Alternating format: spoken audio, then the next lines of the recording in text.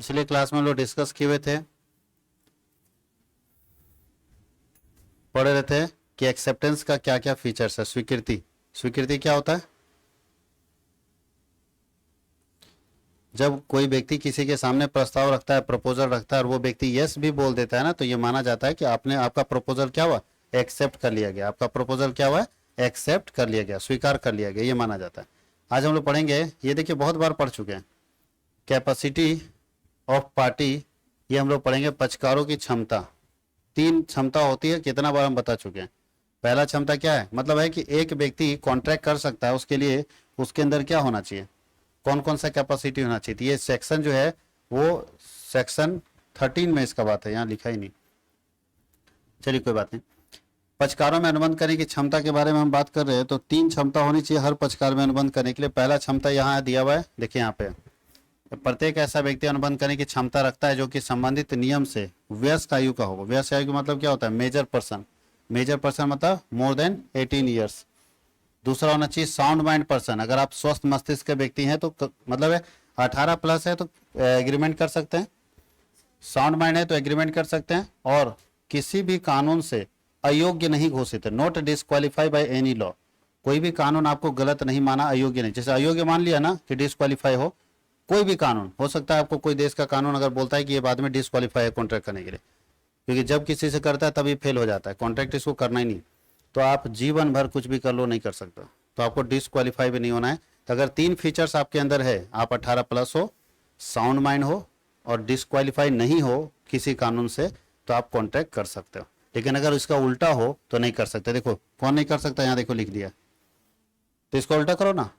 18 से अधिक वाला कर सकता था, तो देखो 18 से कम माइनर नहीं कर सकता, यानी माइनर अगर करेगा तो वो समझिए कि गलत हो जाएगा, वॉइड हो जाएगा, वॉइड, व्यर्थ। स्वस्थ मस्तिष्क वाला कर सकता है, तो पागल आदमी जिसको अस्वस्थ मस्तिष्क का बोलते हैं, पागल आदमी, ड्रंक आदमी जो बहुत पिया हुआ है शराब, उसको पता ही नहीं नशे में क्या कर रहा हो। मतलब सिंपल याद रखना है कि जो व्यक्ति एग्रीमेंट या कॉन्ट्रैक्ट करते समय एग्रीमेंट या कॉन्ट्रैक्ट के टर्म्स एंड कंडीशन को समझने की क्षमता नहीं रखता है, वो अस्वस्थ मस्तिष्क आदमी है। बात समझ गए, जरूरी नहीं पिया हुआ आदमी है, कोई बिना नशे में भी ऐसा होता है, नशा नहीं किया हुआ है, अब पागल भी नहीं है, लेकिन इडियट है। इडियट समझते हो, जन्मजात मूर्ख, जन्म से ही मूर्ख है वो, ज्यादा बुद्धि चलता नहीं, एकदम सीधा साधा आदमी हम लोग गांव में इसको बोलते हैं, ठीक है, मतलब सीधा साधा आदमी, वो ज्यादा कॉन्ट्रैक्ट एग्रीमेंट तिगड़ा मुद्दा नहीं समझता है, तो वो भी नहीं कर सकता। अगर वो करता है ऐसा और वो प्रूव कर देता है कोर्ट में, तो फिर वो इनवैलिड हो जाएगा। और अगर बोलता है कोई अयोग्य व्यक्ति है, तो अगर किसी व्यक्ति को अयोग्य कर दिया गया है, तो कौन व्यक्ति अयोग्य हो सकता है, तो भारत के राष्ट्रपति किसी भी तरह के एग्रीमेंट और कॉन्ट्रैक्ट करने के लिए अयोग्य व्यक्ति है। क्या लगता है, हम भारत के राष्ट्रपति के साथ पार्टनरशिप कर लेंगे? कहीं जमीन खरीद रहे हैं तो पार्टनर बना लेंगे उनको, किसी फैक्ट्री में पार्टनर बना लेंगे? नहीं, अयोग्य व्यक्ति है वो किसी देश के किसी भी व्यक्ति के साथ, किसी कंपनी के साथ कोई कॉन्ट्रैक्ट एग्रीमेंट नहीं कर सकते। बात समझ में आया? अभी हम अयोग्य मतलब गलत आदमी नहीं, उनको कॉन्ट्रैक्ट और एग्रीमेंट करने से रोका गया, क्योंकि आप सबसे बड़े पद पर बैठे हैं, आप ही कॉन्ट्रैक्ट करने लगोगे तब तो देश के को बेच के खा जाओगे, इसलिए वो नहीं कर सकते। देश का जो राजदूत है, एम्बेसडर, वो नहीं कर सकता। कोई व्यक्ति जो जेल जा चुका, सजा काट रहा है, अभी सजा पूरा नहीं हुआ, वो भी नहीं कर सकता। जिसमें लालू यादव आते, अभी सजा चल ही रहा है, वो नहीं कर सकते। जब हाँ जेल से आ जाएंगे, मान ली सजा 6 साल का था, तो 6 साल जेल में काट लिए, उसके बाद अगर बाहर निकलते हैं, सजा काट के निकले, तब तो वो कट्टर ईमानदार हो गए, है नहीं। सजा जब हमको मिला, कोर्ट हमको बोला 6 साल तक दोषी है, तो 6 साल हम जेल में रहे, 6 साल बाद अगर हम बाहर आते हैं तो हम एग्रीमेंट कॉन्ट्रैक्ट कर सकते हैं। लेकिन अगर केस चल ही रहा है तो आप अयोग्य व्यक्ति हैं, आप एग्रीमेंट कॉन्ट्रैक्ट नहीं कर सकते। देख लीजिए डिटेल लिखा हुआ। माइनर व्यक्ति कौन होता है, जिसका उम्र 18 साल से कम होता है नॉर्मल केस में, नॉर्मल केस में। बाकी में 21 साल, इधर देखिए, मतलब जो बच्चे, ठीक से समझिएगा, जो बच्चे अपने गार्जियन के साथ रहते हैं वो 18 साल में तक माइनर होते हैं, 18 साल बाद बालिग हो जाते हैं, मेजर हो जाते हैं। और जो बच्चे अपने पेरेंट्स के साथ नहीं रहते हैं, कोर्ट के देख रेख में रहते हैं या अनाथ आश्रम में रहते हैं, वैसे बच्चे 21 साल में बालिग होते हैं। क्यों ऐसा हुआ, एक 21 साल में बालिग, एक 18 साल में बालिग? क्योंकि जो बच्चा अपने फैमिली के साथ रहता है ना, वो इतना फैमिली के साथ आते जाते सब कुछ सीखता है। मम्मी पापा के साथ कहीं गया किसी फंक्शन में, तो वहां सीखा कैसे क्या है, हर चीज वो सीखता है, तो मैच्योर हो जाता है 18 साल में। लेकिन जिसका पेरेंट्स नहीं है, जो अनाथ आश्रम में रह रहा है, तो क्या अनाथ आश्रम में रहने वाला बच्चा बाहर जाता है, बाजार जाता है, कहीं फंक्शन में जाता है, कहीं नहीं जाता, तो उसका दिमाग जल्दी खुलता नहीं है। उसका दिमाग खुलता है कितने साल में? 21 साल में, ऐसा कानून कहता है। हाँ या नहीं? हो सकता है उसका 25 में खुले, हो सकता है उसका 15 में खुल जाए। कानून ये मानता है कि ऐसे बच्चे जो कोर्ट के सुपरविजन में रह रहे हैं, वैसे बच्चे 21 साल में मेजर होंगे और बाकी सारे बच्चे 18 साल में मेजर होंगे। 18 साल से कम में माइनर होगा बाकी सारा बच्चा, और कोर्ट के सुपरविजन वाला बच्चा 21 साल के पहले वाला माइनर होगा। बात समझ गए? तो ध्यान रखिएगा, सब लोग 18 ही सोचता है, नहीं, 21 साल भी है। दूसरा, माइनर का लीगल पोजीशन क्या है? अगर माइनर कोई कुछ करते हुए पकड़ा गया, कोई क्राइम कर दिया, मर्डर कर दिया, तो क्या लगता है, क्या होगा उसको? जेल होगा। तो देखिए लीगल पोजीशन यहाँ पे देखिए क्या लिखा है। फर्स्ट, अगर कोई माइनर व्यक्ति है और उसके साथ आप ठहराव कर देते हैं, तो आपका ठहराव पूर्ण रूप से क्या होगा? एकदम वाइड होगा। मतलब कोई चांस नहीं सही है, एकदम गलत है। माइनर के साथ कोई एग्रीमेंट या कॉन्ट्रैक्ट नहीं करना है, और अगर आपने किया है तो वो क्या है? वाइड है। अगर ऐसा हो कि कर सकते हैं तो लोग क्या करेगा जानते हो? आपके बेटे को भड़का के और आपका जमीन लिखवा लेगा। क्योंकि बाप बेटे में 18-19 के साल के आसपास में क्या होता है, बेटा थोड़ा मेच्योर होने लगता है, तो उसको लगता है कि पापा मेरे बेवकूफ़ है, वो अपने आप को होशियार समझता है, क्योंकि पापा उसको रोकते हैं उस समय कि तुम ये काम गलत नहीं करो, ये नहीं करो, वो नहीं करो, मतलब सब दिन भर यही बताते क्या नहीं करना है। तो बच्चा चिड़चिड़ा रहता है अपने माँ बाप से, उसको चाहिए बुलेट, उसको चाहिए गाड़ी। सब बच्चा नहीं, लेकिन लगभग 80% 70% बच्चा। अब उसको गाड़ी चाहिए और उसको पापा खरीद नहीं दे रहे। दोस्त के साथ सबके पास बुलेट है, उसको चाहिए, नहीं खरीद दे रहे। अब बताओ जी, वहीं पे पापा का दोस्त बोला क्या चाहिए, वो बोलो, बोला देखिए बुलेट खरीदना है, 2.5 लाख रुपया का खरीदने, गज्जा भी लोग हैं। बोला हम देंगे तुमको बुलेट, तुम खाली इस पेपर पर साइन कर लो। क्या वो लड़का जान रहा है कि जमीन हम लिख रहे हैं? सो जानेगा तो शायद वो भी नहीं लिखेगा ना, ना कैसे लिखेंगे भैया, मेरे ही प्रॉपर्टी बनेगा मेरे पापा के बाद। लेकिन वो कुछ नहीं समझा और जाके एग्रीमेंट पेपर में लिख दिया। बोला खाली इसमें साइन और 2.5 लाख का गाड़ी ले जाओ। तो क्या साइन करा के आपके पापा की प्रॉपर्टी लिया जा सकता है कि नहीं? लेकिन ऐसा नहीं कर सकते हैं, क्योंकि 18 साल से कम उम्र के बच्चे के साथ अगर आपने कोई एग्रीमेंट और कॉन्ट्रैक्ट किया तो वो वाइड होगा, व्यर्थ होगा, तो आप फंस जाओगे वहां पे आप फंसोगे। बात समझ गए? अब बताओ जी, ये लड़का बुलेट ले लिया, लड़का उससे भी तेज बुलेट ले लिया, हम हाँ ठीक है हम रेडी हैं करने के लिए, आप पेपर रेडी कराओ हमको, लेकिन बुलेट आज चाहिए। बुलेट ले लिया और जब एग्रीमेंट साइन करने की बारी आया तो बोला हम नहीं साइन करेंगे, तो आदमी क्या कर लेगा? कुछ नहीं, बहुत ज़्यादा मारपीट कर सकता है, उससे ज़्यादा नहीं। तो लड़का उसमें भी उससे मास्टर है, बोला बुलाओ, कितना गुंडा बुलाना बुलाओ, तो आदमी कर सकता है कुछ? ना कोर्ट जा सकता है ना थाना जा सकता है, कुछ नहीं, क्योंकि उसने गलत किया है। तो कभी भी माइनर के साथ कोई भी एग्रीमेंट कॉन्ट्रैक्ट व्यर्थ होता है। अच्छा, व्यर्थ होने पर पुष्टि संभव है? अगर ध्यान दीजिएगा कि कोई हम कॉन्ट्रैक्ट किए 18 मतलब 17 साल में कॉन्ट्रैक्ट कर लिए, लेकिन जब ये 18 साल का हुआ 1 साल बाद, तब हम बता रहे हैं, दुनिया को पुष्टि कर रहे हैं, रेटिफिकेशन कर रहे हैं कि हमने इसके साथ कॉन्ट्रैक्ट किया था। क्या ये सही रहेगा? ये भी गलत है, ये भी संभव नहीं है। अब ऐसा नहीं पता 16 साल में किया तब तक छिपा के रखे, और 2 साल जब हो गया 18 साल का तब हम पुष्टि कर रहे हैं, ये बात गलत होगा। बात समझ गए? सोचिए कि कोई आदमी 16 साल में शादी किया किसी लड़की से, लेकिन दुनिया को नहीं बताया। दुनिया को बताया जब उसका 18 साल हो गया तब कि अब तो ये बालिग हो गई, लेकिन जब 18 साल हो गया तब बता रहा है कि हम 2 साल पहले शादी किए थे। तो भाई जब तुम शादी किया तो उसमें तो इलीगल था ना ये, तो ये मैरिज तुम्हारा चलेगा कैसे? ये शादी तुम्हारी चलेगी कैसे? क्योंकि वो इलीगल था और आप इलीगल काम कर रहे हो। तो यही बात आपको समझना है। आगे क्या है? अवयस्क से अनुबंध का लाभ वापस नहीं लिया जा सकता। जो अभी बताए, बुलेट का फायदा ले लिया वो और हमको जमीन नहीं दे रहा है, तो क्या वापस ले सकते हैं? नहीं ले सकते हैं, यहाँ साफ लिखा है। अवरोध का सिद्धांत, डॉक्ट्रिन ऑफ स्टॉपल। अवरोध का सिद्धांत का मतलब रुकावट का सिद्धांत। आप अगर ऐसा करते हैं तो आप रुकावट डालिए, ध्यान दीजिएगा। अच्छा, रुकावट किसके काम में डाल सकते हैं, माइनर या मेजर? मतलब 2 लड़का लड़की है, दोनों 18 साल से प्लस उम्र का है और वो शादी विवाह करना चाहता है, तो क्या आप रुकावट डाल सकते हैं वहाँ? और लेकिन 18 साल से कम उम्र का है, हमारा ना जान ना पहचान, हम कुछ नहीं जानते हैं, तो भी रुकावट डाल सकते हैं? हाँ, कोई भी केस कर सकता है, वो आपका जान पहचान हो या नहीं। अच्छा, अनिवार्य आवश्यकता अगर पूर्ति कर रहा है कोई, तो क्या करेगा? जैसे छोटा बच्चा था, मेले में हमको मिल गया, पूरा चिल्ला रहा था, मम्मी पापा कोई थे ही नहीं, हमको मिल गया, पता किए उसके घर में कि मतलब पूरा दुर्गा पूजा के मेला में भी अनाउंस कराएं कि कोई अगर किसी का बच्चा खो गया तो आइए ले लीजिए, कोई नहीं आया। उस बच्चे को हम घर लेते आ गए, ठीक है, अपने घर में रखे, उसको पढ़ाए, 2 साल 3 साल पढ़ाए, खाना खिलाया, सब कुछ जो जरूरी चीज़ था उसके जीवन के लिए, शिक्षा जरूरी है, स्वास्थ्य जरूरी है, वो सब हम काम किए। और 3 साल बाद उनके पेरेंट्स प्रकट हुए अचानक कि ये तो मेरा बच्चा है, और वो लेके चले गए। तो क्या जो हम 3 साल खर्च किए हैं वो उस पेरेंट्स से हमको लेना चाहिए कि नहीं लेना चाहिए? वो पेरेंट्स हमको बोल रहे देखिए माइनर था, अब माइनर के पीछे खर्चा किए, अभी ऊपर में पढ़े हैं कि माइनर के पास क्या है, वापस नहीं लिया जा सकता, क्या करेंगे? ले सकते हैं कि नहीं ले सकते हैं? लेंगे, क्यों नहीं लेंगे? हम खर्च की आवश्यकता के लिए, हम ऐसा कोई शराब थोड़ी पिला रहे उसको, हम उसकी आवश्यक वस्तुओं की, इस तरह तो मर जाएगा वो, बताइए। तब तो हम बेवकूफ थे जो आपको उठा के 3 साल आपका बच्चे को रख दिए। तो लाभ समेत हम वापस लेंगे उससे, जो मेरा बना है हमको दो भैया। बात समझ में आ रहा है? तो अगर बोलता है अनिवार्य आवश्यकता की पूर्ति आप किए हैं तो आपका हक है, आप ले सकते हैं। तो बताइए रास्ते में आपका बच्चा स्कूल से आ रहा था, अचानक गिर गया, ठीक है, और हम उसको लेके दौड़े, अचानक हॉस्पिटल में गए और 5-10 हज़ार का खर्च हो गया। आप जब हॉस्पिटल मिलने आए तो 10 हज़ार दीजिएगा हमको कि नहीं दीजिएगा? है, इतना तो इंसानियत होना चाहिए ना, एकदम बेशरम आदमी नहीं ना भाई। तो तुम्हारा बच्चा को बचा दिया अपना पैसा खर्चा करके, अपना समय गंवा के, और आप हमको 10 हज़ार भी नहीं दीजिएगा जो मेरा खर्चा है, क्योंकि हम वो कोई शराब नहीं पिला रहे थे जो बोलेगा तुम गलत काम करा रहा था। जो जरूरी था उसके जीवन के लिए वो खर्च हम किए, वो तो हम लेंगे आपको, और लेने का अधिकार है।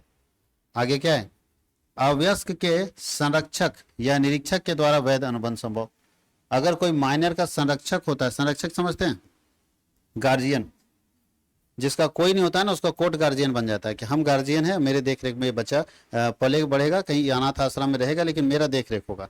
अगर इस बच्चे के साथ कुछ होता है तो उसमें कोर्ट जो है इंटरसेप्ट करेगा, और कोर्ट जो है उसमें इंटरवेंशन करके और वो अपना काम मामला देखेगा। तो ऐसा अगर कोई है तो गार्जियन के तौर पर किसी भी तरह का कोई कॉन्ट्रैक्ट करता, मान लीजिए हमारे अंडर में बच्चा रह रहा है, हम उसके गार्जियन हैं, ओरिजिनल वाले नहीं हैं लेकिन हम गार्जियन हैं, तो जो भी कॉन्ट्रैक्ट एग्रीमेंट होगा मेरे द्वारा होगा। अब स्कूल में एडमिशन करवाने जाएंगे और बोलेगा कि पेरेंट्स का नाम बताओ, पापा का, तो हम तो पेरेंट्स उसके नहीं हैं, लेकिन एज ए गार्जियन तो हम है ना वहाँ पे, तो हम साइन कर सकते हैं नहीं कर सकते हैं? और लिखा है अवयस्क के लाभ के लिए किए गए अनुबंध का वैध होना। अगर अवयस्क को कहीं लाभ हो रहा है और उसके लिए कोई कॉन्ट्रैक्ट हुआ है तो वो सही है। जहाँ माइनर को फायदा हो रहा है उसके लिए कोई कॉन्ट्रैक्ट हो रहा है तो वो सही है। और बोलता है वह दिवालिया यानी इंसॉल्वेंट घोषित नहीं किया जा सकता। माइनर जो व्यक्ति होगा, छोटा बच्चा 18 साल से कम, वो दिवालिया घोषित किया ही नहीं जा सकता। दिवालिया मतलब समझते हो? इंसॉल्वेंट, इंसॉल्वेंट दिवालिया। दिवालिया एक ऐसी स्थिति होती है जहां किसी का लायबिलिटी ज्यादा हो जाता है और एसेट क्या होता है, कम हो जाता है। तो ध्यान ये रखना है कि माइनर कभी दिवालिया हो ही नहीं सकता। क्यों? क्योंकि उसका लायबिलिटी क्या होता है, माइनर का लायबिलिटी होता है 0। जब कोई लायबिलिटी ही नहीं है तो इसका लायबिलिटी एसेट से ज्यादा कैसे हो जाएगा? माइनर का लायबिलिटी कितना होता है, 0। तो जब इसका कोई लायबिलिटी नहीं है तो इसका लायबिलिटी एसेट से ज्यादा हो जाएगा क्या? इसलिए माइनर कभी इंसॉल्वेंट नहीं हो सकता, एक माइनर कभी भी दिवालिया नहीं हो सकता। और लिखा है कि एक माइनर साझेदार नहीं बन सकता। एक माइनर बच्चा साझेदार नहीं बन सकता, पार्टनर नहीं बन सकता, पूरा पार्टनर, फुल पार्टनर नहीं बन सकता। कहीं कहीं बन जाता है लेकिन पूरा पार्टनर नहीं बनता। और नीचे है कि माइनर एजेंट नियुक्त किया जा सकता है। अगर माइनर को आप एजेंट बनाना चाहो तो बन सकता है, यानी agent can be, minor can be appointed as agent. आप माइनर को एजेंट के रूप में अपॉइंट कर सकते हैं। कहीं कोई दिक्कत है? तो ये हो गया माइनर को कितना फायदा वो देखो। अच्छा, कोई मर्डर कर देगा तब उसके खिलाफ केस हो सकता है? नहीं हो सकता। अगर मर्डर कर दिया तो उसके खिलाफ केस नहीं हो सकता है अगर वो माइनर है तो। समझ गए? उसको सुधार गृह में रखा जाता है। सुधार गृह समझते हो? ऐसा जगह जेल में रहता है जहाँ पे बच्चों, मतलब घर जैसा इन्वायरमेंट है, बच्चा खेल रहा है, खेलने का सब साधन है, सब कुछ मिलता है, उसको बोलते हैं सुधार गृह। सुधार करने के लिए रखा जाता है कि ये बच्चा भी अपना बचपन जिया ही नहीं और गलती कर बैठा, तो उसके कारण इसको अभी से जेल में डालना उचित बात नहीं है, तो इसको सुधरने का मौका दिया जाए। कोई दिक्कत? इसको सुधरने का मौका दिया जाए, सुधरेगा तो सुधार गृह में डाला जाता है। अब इसका मतलब ये नहीं कि 18 साल से पहले कुछ भी करा लीजिए। देख लीजिए बेटा 18 साल का है और उससे बहुत दुश्मनी है तो जाके घुसा दिया चाकू, ऐसा नहीं कर सकते, ठीक है? कोई दिक्कत? क्योंकि सुधार गृह में रखा जाएगा और लक्षण अगर नहीं सुधरा तो सीधा केस होगा आपके बच्चे पर। अच्छा, बच्चा अगर गलती करता है तो पेरेंट्स जेल जा सकता है? बच्चा आतंकवादी तो भाग गया, मिल ही नहीं रहा, क्या उसके पेरेंट्स उसके बदले में जा सकते हैं? बेटा किसी का आतंकवादी है, प्रधानमंत्री को मारने की कोशिश किया और लोग देख लिया कि वही है, ठीक है, और सब पूरा गांव वाला लोग बोल रहे हैं नहीं यही इन्हीं का बेटा है, फोटो पहचान में आया, फोटो से बोल रहा है कि इन्हीं का बेटा है, और वो भाग गया है, छिप गया कहीं, और वो आदमी बेचारे हैं, तो उनका बेटा का सजा उसके बाप को मिलेगा कि नहीं मिलेगा? तो कोर्ट में कानून के तौर पर नहीं मिलेगा, समाज दे सकता है, समाज तो यही ताना बना कि तुम्हारा बेटा आतंकवादी है, आतंकवादी का बाप है, ये सब बोल सकता है, लेकिन कभी भी कोर्ट नहीं देगा।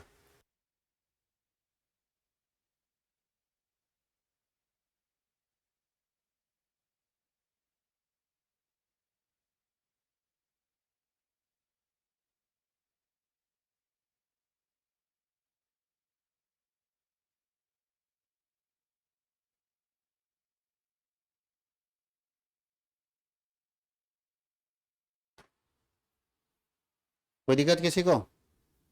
अब हम लोग पढ़ने वाले स्वस्थ मस्तिष्क वाले व्यक्ति, साउंड माइंड पर्सन कौन होंगे?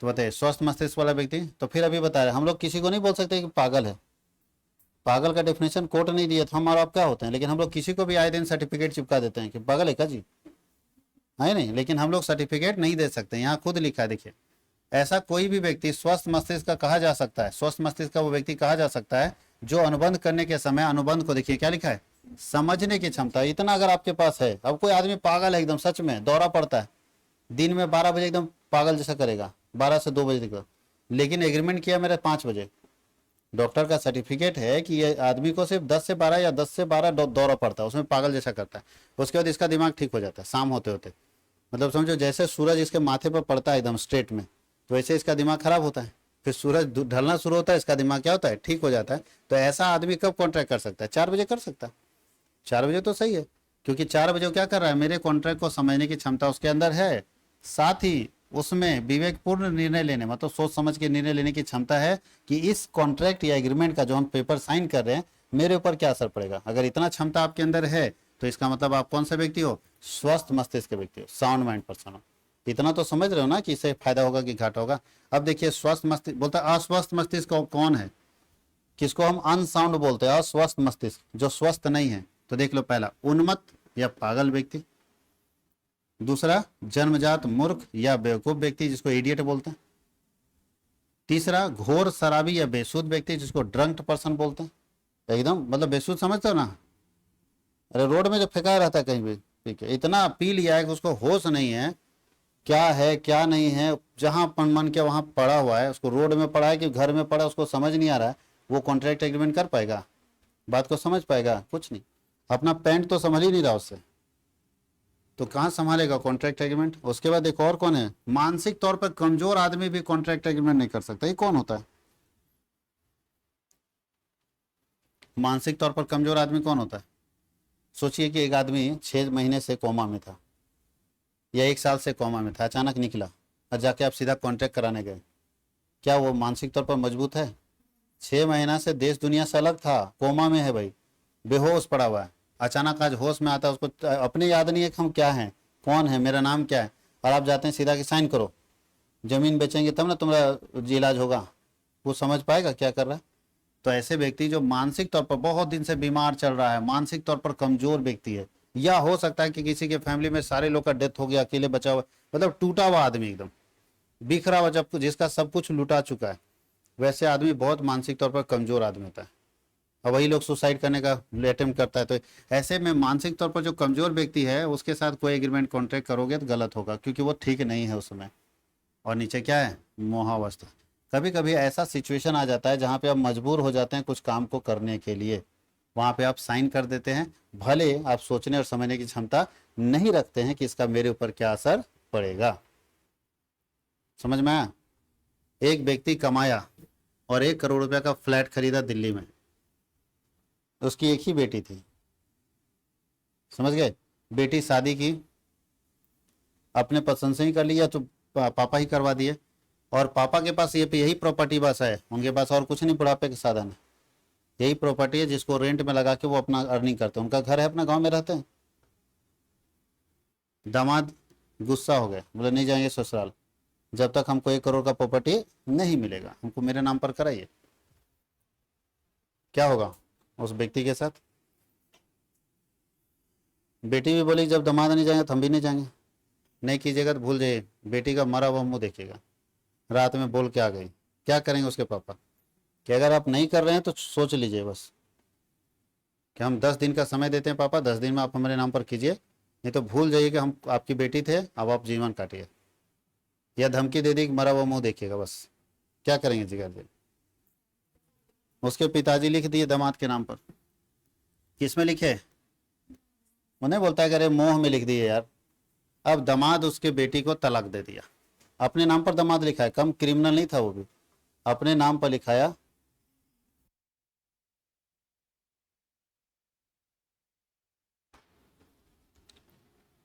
कोई दिक्कत है? दामाद अपने नाम पर लिखा है और तलाक दे दिया बेटी को। या हो सकता है दामाद अपने नाम पर भी ना लिखा है, क्योंकि दामाद अपने नाम पर लिखा है, अगर तलाक देगा तो आधा रुपये देना होगा। अपनी माँ के नाम पर लिखा दिया और तब तलाक दिया। देखिए स्ट्रेटजी के साथ काम हुआ है। तो ये आदमी बर्बाद होगा कि नहीं होगा? क्यों बर्बाद हो गया? लोग बोलेगा अगर पागल थे, बताइए बेटी के नाम पर लिखते, आप दामाद के नाम पर क्यों लिखे? दुनिया इनको ताना मारेगी, गजब पागल आदमी आप हैं।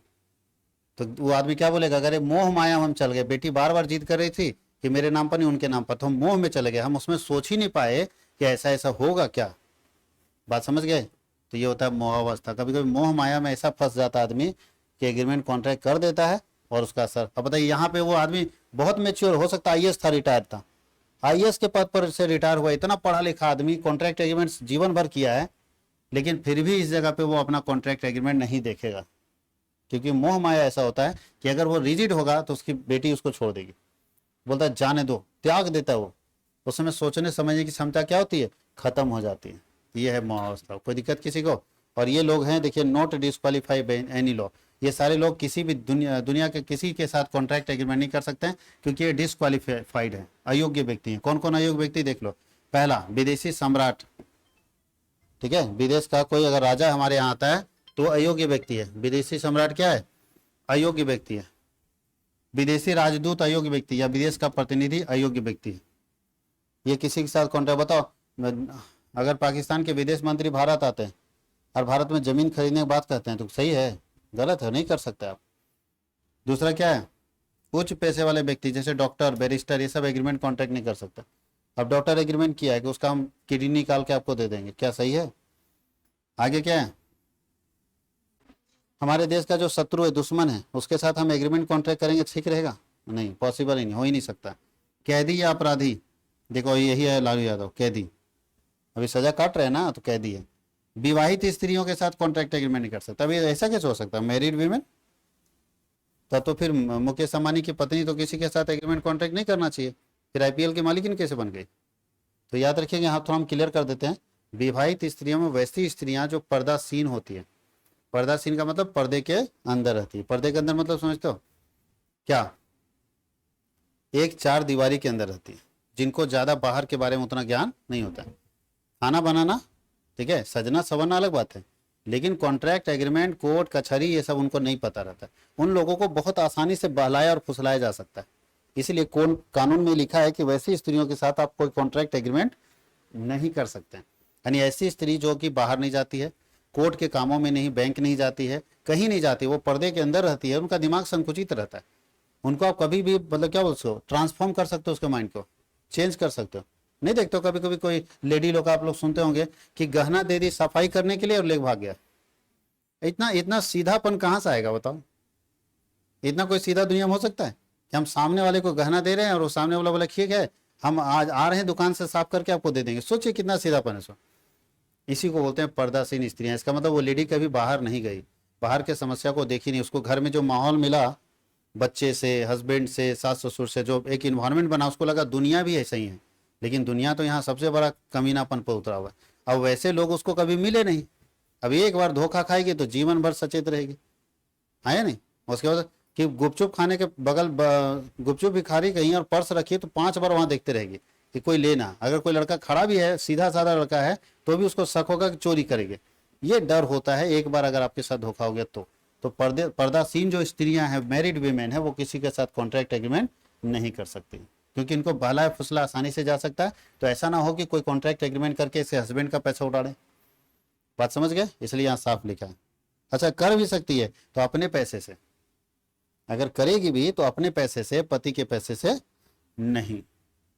अपना पैसा, पति का पैसा कौन होता है बताओ? शादी विवाह में जो विवाहित स्त्री है उसका अपना पैसा क्या? तो अपना पैसा जो पिताजी के घर से लाई है, अपना प्रॉपर्टी जो खुद कमाती है, या अपना प्रॉपर्टी जो पति से उसके उसके खर्चे के लिए मिलता है, यही तीन पैसा उसका अपना है।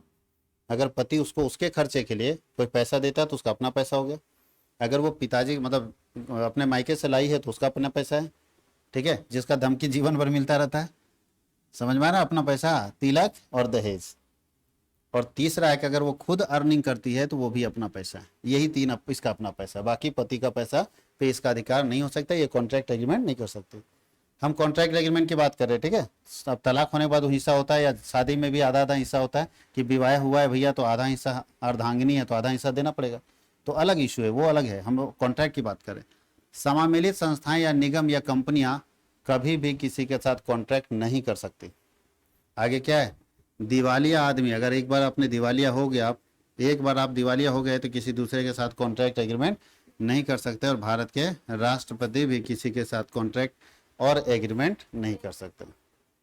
कोई दिक्कत है? अभी हम लोग पढ़ने जाएंगे। क्या पढ़े हम लोग? Essential element of a valid contract. याद कीजिए, पहला पढ़े प्रपोजल, दूसरा पढ़े प्रॉमिस जिसको एक्सेप्टेंस बोलते हैं, तीसरा पढ़े किस अनुबंध करने की योग्य व्यक्ति, अयोग्य व्यक्ति पढ़ रहे थे या योग्य, और चौथा हम लोग पढ़ेंगे फ्री कंसेंट, स्वतंत्र सहमति। इसको हम लोग अगले क्लास में डिस्कस करें कि स्वतंत्र सहमति क्या होता है। कोई दिक्कत है?